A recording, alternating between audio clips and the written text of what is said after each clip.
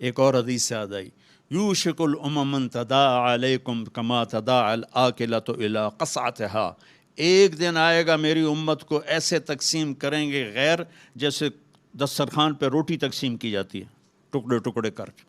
تو صحابہ نے پوچھا اب من قلت نحن یومئذ یا رسول اللہ، یا رسول اللہ کیا ہم اس دن تھوڑے ہوں گے؟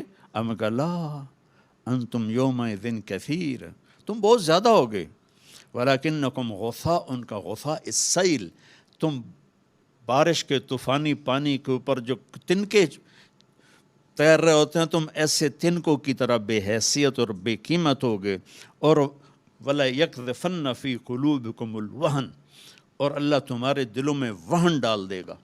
تو صحابہ نے پوچھا یا رسول اللہ وہن کیا ہے؟ کہ حب الدنیا و کراہیت الموت، دنیا کے غلام بن جاؤ گے، دنیا کے بندے بن جاؤ گے، اور موت سے ڈرنے لگ جاؤ گے۔ بھلا موت تو اللہ کی ملاقات ہے۔ ابراہیم علیہ السلام کے پاس اسرائیل آ گئی، چلو جی، تو وہ کہنے لگے بھلا کبھی خلیل بھی خلیل کو مارتا ہے؟ تو وہ اسرائیل واپس گئے، کہا جی وہ ابراہیم تو یہ کہہ رہے ہیں، کہا اچھا اس سے کہو کبھی خلیل بھی خلیل کے ملنے سے رکتا ہے؟ تو انہوں نے کہا جی اوپر سے تو یہی جواب ہے، کہا جلدی کر لے جا لے جا۔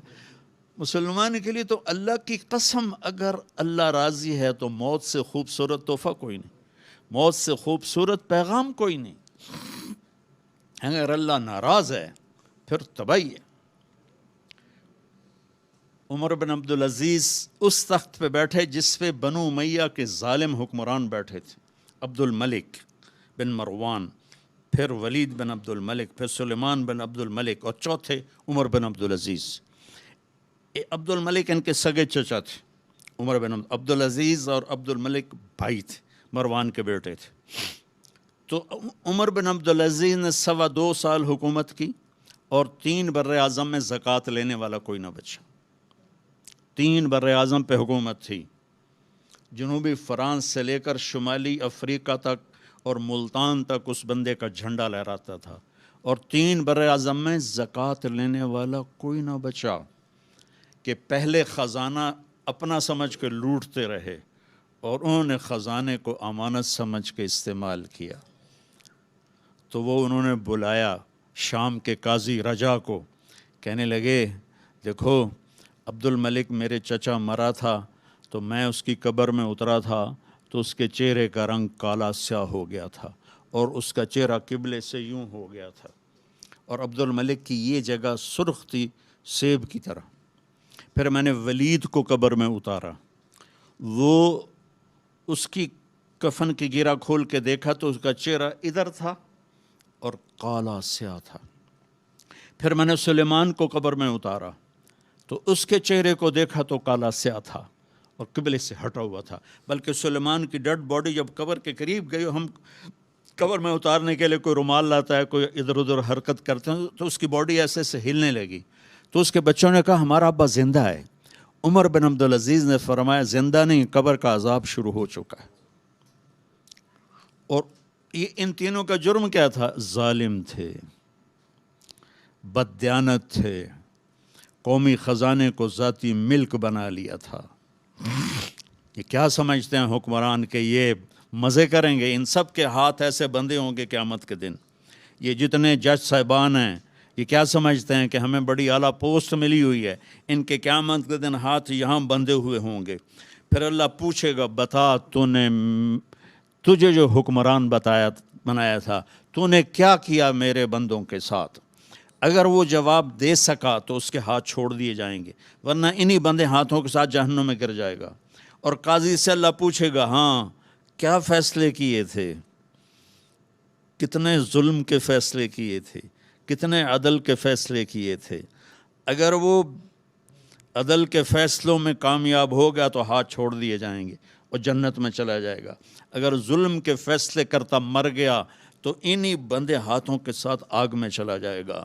بھائیو آخرت بھی ہے، بھائیو صرف دنیا نہیں ہے، آخرت بھی ہے، ٹک ہرس و ہوس کو چھوڑ میاں، مت دیس بدیس پھرے مارا، قزاق اجل کا لوٹے ہے، دن رات بجا کر نکارا، کیا بدیا بھینسا بیل شتر، کیا گونی پلہ سر بارا، کیا گیہوں چاول موٹ مٹر، کیا آگ دھواں اور انگارا، سب ٹھاٹھ پڑا رہ جائے گا جب لاد چلے گا بنجارا۔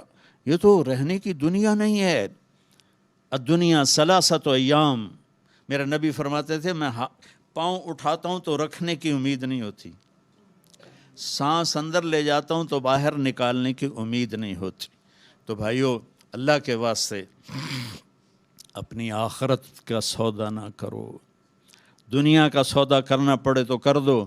کیوں حسین ذبح ہو گئے 72 سمیت، 16 اہل بیت اور باقی جان نثار، کیوں اتنا قیمتی خون ذبح ہو گیا؟ کہ ایک طرف دنیا تھی، ایک طرف آخرت تھی، انہوں نے آخرت کو گلے لگایا، نیزوں پہ سر چڑھ گئے۔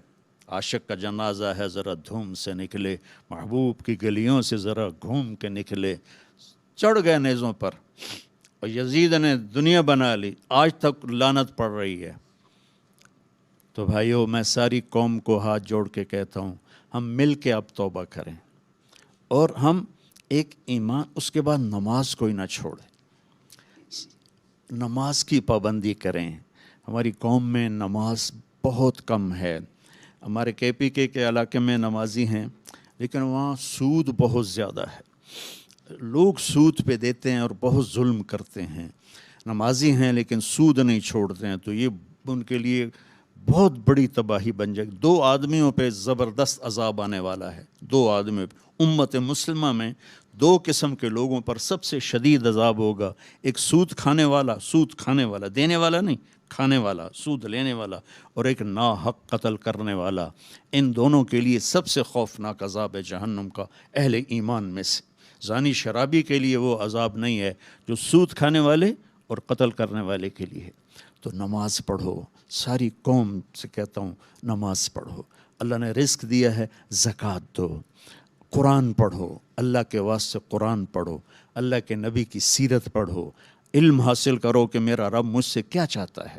میرا رب پہلی سطر ہے بسم اللہ الرحمن الرحیم، کہ میں رحمان و رحیم ہوں، کوئی سخت حکم نہیں سناؤں گا، آسان ہوں گے، کر لو، بڑا نفع رہے گا۔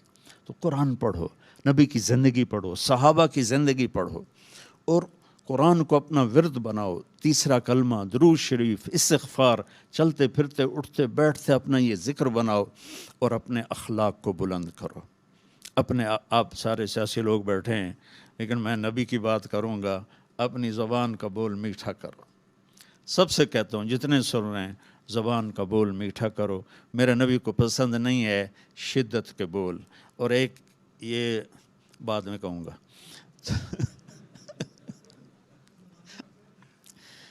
تو